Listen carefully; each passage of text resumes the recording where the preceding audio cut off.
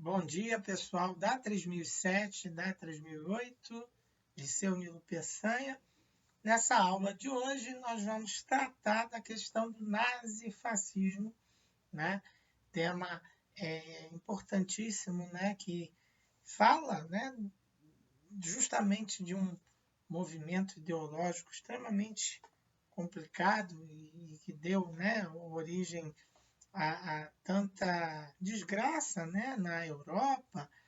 E eu estou propondo hoje que a gente assista a teleaula do telecurso segundo grau, que fala do tema nazifascismo, e vou trazer um adendo muito importante aqui nesse vídeo, porque quando a gente fala em nazifascismo, a gente sempre se remete, né, sobretudo aos clássicos, né, às experiências clássicas da Alemanha e da Itália.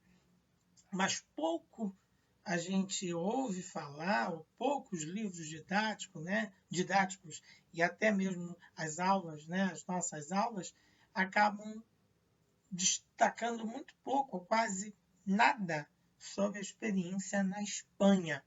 A Espanha viveu momentos terríveis com o nazifascismo. E aí eu trago para vocês, né, vou fazer aqui a leitura de um texto do professor, do estudioso Jaime Brenner, né? Esse texto está no Jornal do Século XX, São Paulo, Editora Moderna, 1998. Né? Para a gente começar, né? A implantação de regimes nazifascistas no período entre guerras não se limitou às experiências alemã e italiana. Vários outros países europeus também concentraram e conheceram movimentos políticos e ideológicos dessa natureza, como é o caso de Portugal e Espanha.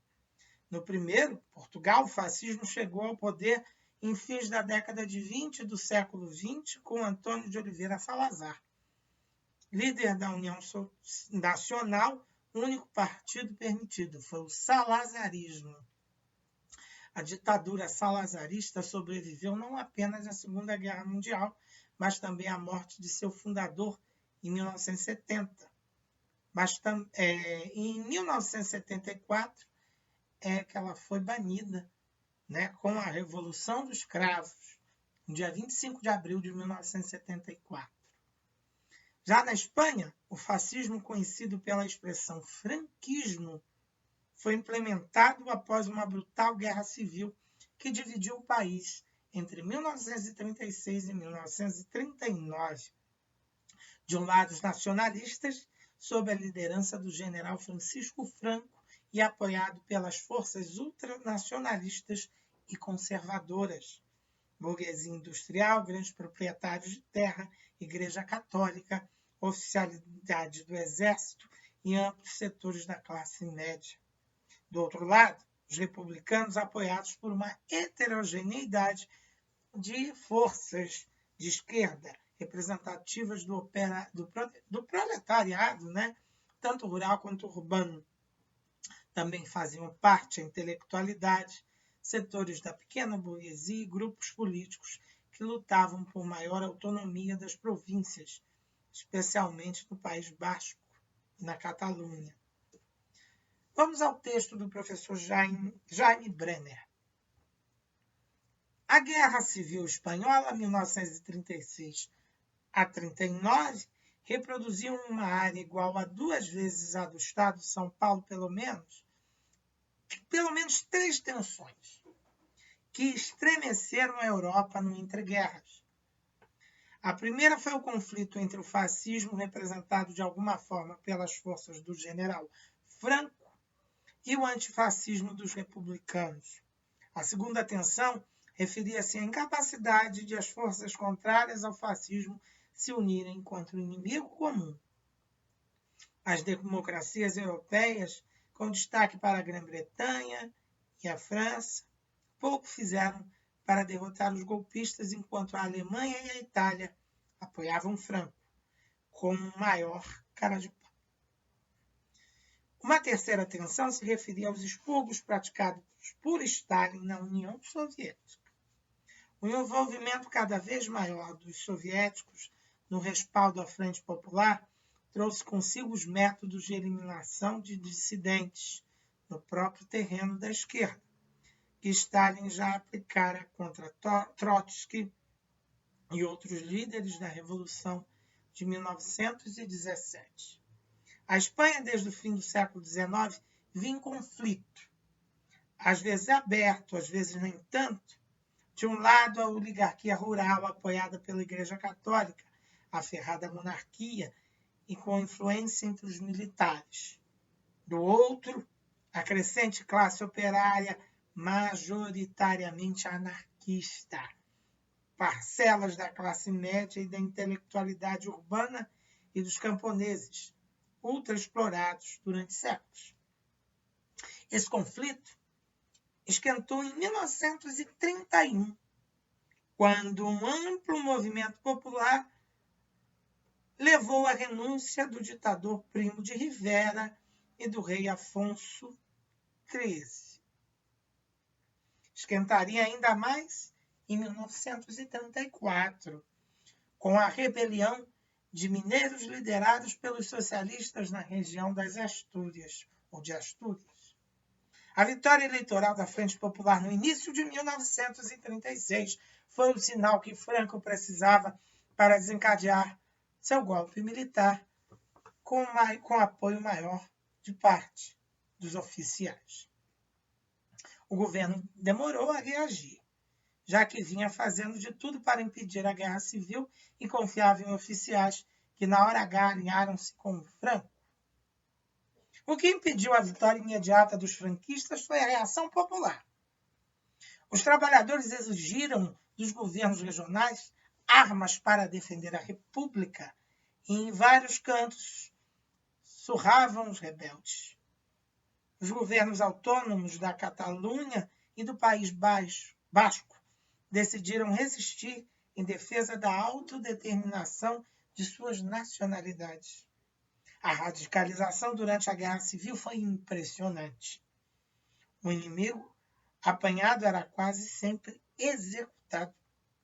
Os franquistas e suas tropas vindas do Marrocos, país do norte da África, então sob controle espanhol, utilizaram os métodos do nazifascismo, massacrando os civis. E os republicanos reagiram executando os falangistas, padres e freiras. Desde o início, Franco teve o apoio da Itália, que enviou 60 mil homens à Espanha e também na Alemanha. A Legião Condor da Luftwaffe alemã dominava os céus do país e seria responsável pela chacina da aldeia basca de Guernica. Grã-Bretanha e França, temendo a eclosão de uma guerra continental, insistiam na neutralidade, que Hitler e Mussolini jamais cumpriram. A Frente Popular de Léon Blum, na França, ainda enviou aos republicanos algumas armas clandestinamente, mas a grande fonte de apoio do governo de Manuel Azaña foi a União Soviética e os comunistas de todo o mundo e de todas as orientações. Brigadas internacionais formadas por militares de esquerda levaram à Espanha 45 mil voluntários de dezenas de países. O problema é que, junto com armas soviéticas, iam homens da polícia secreta de Stalin e seus métodos. O Partido Comunista Espanhol era minoritário no país em relação aos socialistas, anarquistas e ao POUM, um partido comunista anti-stalinista. O POUM e os anarquistas queriam que a guerra civil se transformasse também em revolução social.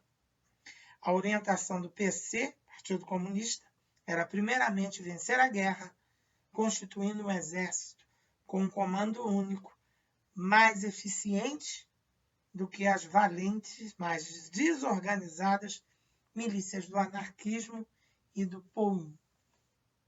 Para conseguir isso, além de não entregar as armas aos adversários, o Partido Comunista Espanhol executou centenas de militantes de esquerda, entre eles o líder do POUM, André Unin. Se o projeto de construir um só exército parecia lógico, os métodos empregados pelo PC ajudaram a desgastar os republicanos, preparando a vitória de Franco em 1939. A Falange aí era o partido de extrema-direita que apoiou o general Franco e os nacionalistas na Guerra Civil. Defendia um regime semelhante ao fascismo italiano. A Guerra Civil Espanhola resultou na morte de aproximadamente 1 milhão de espanhóis, enquanto outros 400 mil tiveram que abandonar o país. A resistência republicana ao avanço das tropas franquistas foi intensa.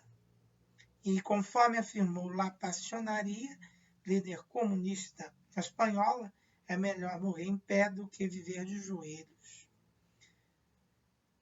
Bem, minha gente, só para a gente perceber que no período entre guerras, o nazismo e o fascismo colocou tentáculos muito mais além, né, da França e da Alemanha.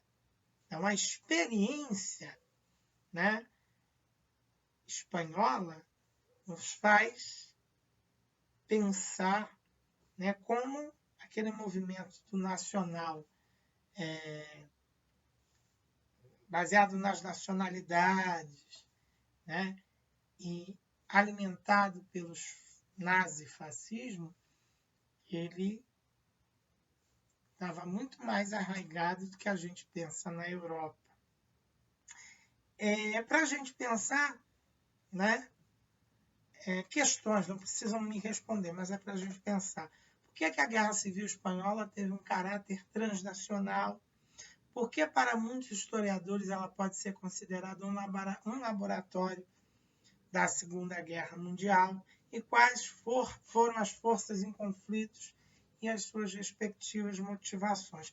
Tentem refletir sobre isso, não necessariamente escrevendo, mas tendo isso em mente, porque esse tema recorrentemente cai no Enem. Tá bom? Então, é isso. Para o vídeo não ficar muito longo, as tarefas são essas. Eu vou deixar, né, além desse vídeo de reflexão, telecurso para vocês assistirem a aula sobre nazifascismos e também os exercícios. Tá bom? Até a semana que vem. Um abraço.